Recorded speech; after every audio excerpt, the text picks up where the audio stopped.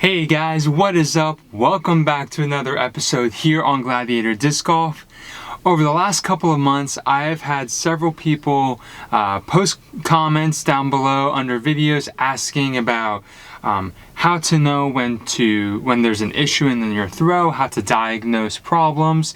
You know, especially in the backhand and forehand videos, it's one of those things where it's like, okay, I'm trying these things, I'm doing these things, but something doesn't seem to be working. How can I fix this? Well, I'm showing you today how you can fix these problems by doing a simple form critique of my throws.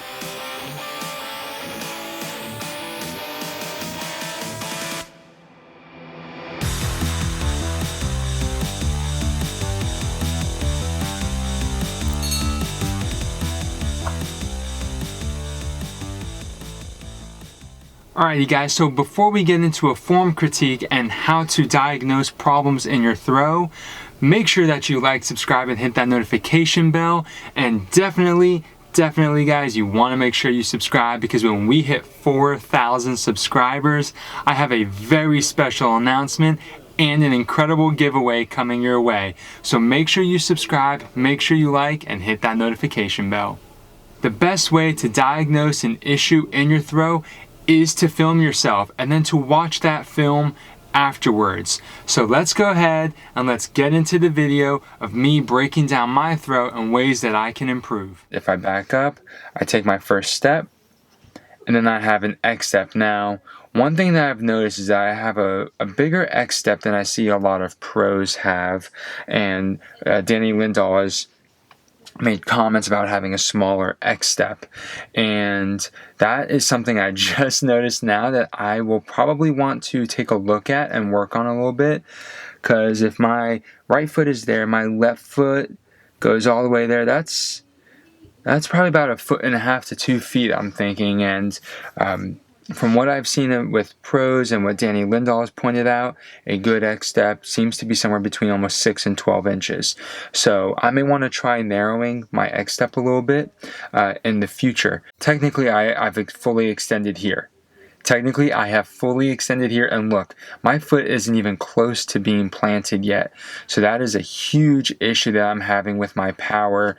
Simon Lizotte specifically has talked about how when you reach back is the moment that your plant foot should be touching the ground. So it's like your body's being stretched out at the same point, and this is not happening here. So that's an issue.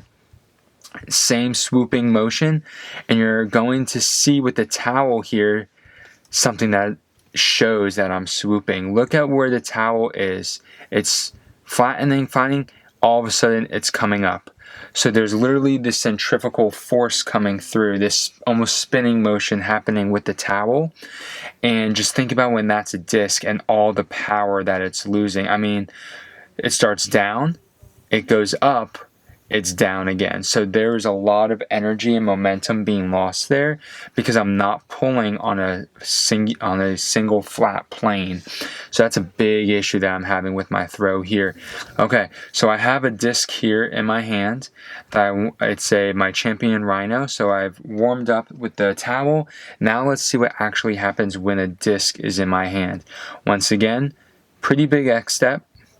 Look at how low I'm reaching. That is a perfect angle for a spike hyzer or a steep hyzer flip, but I am reaching way too low.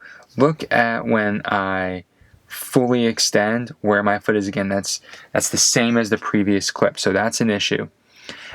And just look at this, all the way down here, I'll keep my mouse up, to all the way up here. That is a huge shift in the disc's location. That is not good whatsoever. Definitely need to address that. And we see it swooping here again. Look at how it's angled up and then coming back down.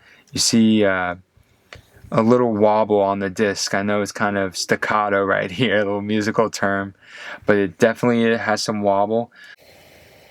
Okay, if I was to do real time, look how fast I'm moving, which I initially thought was helping me. And some players have a pretty fast walk up and run up, and I thought that might help me, and it clearly is not helping me. So what I've done is, the most noticeable thing is that I have slowed down.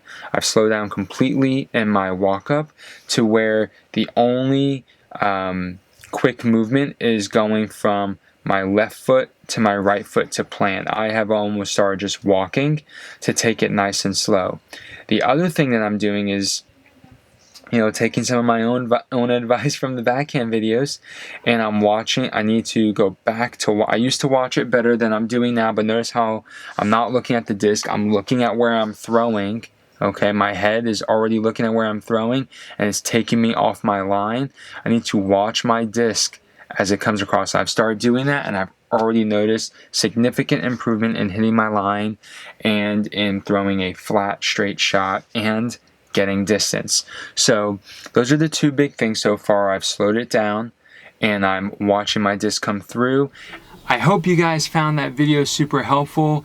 I hope it taught you some new things and gave you some insight into just how simple it is to record yourself, and then to just look at it and be able to give yourself some helpful tips and tricks on how to improve. There's nothing quite like being able to watch yourself throw. So make sure you get out to the field, guys. Record your throws. Use a towel to really see just how your arm is moving, and hopefully you will become better after doing so. I really think you will. I know I've already seen growth in my disc golf career as I record myself periodically. So that's it for today, guys. Don't forget to like, subscribe, and hit that notification bell. We have that giveaway coming up at 4,000 subscribers. So make sure that you subscribe. And until next time, guys, have a great round.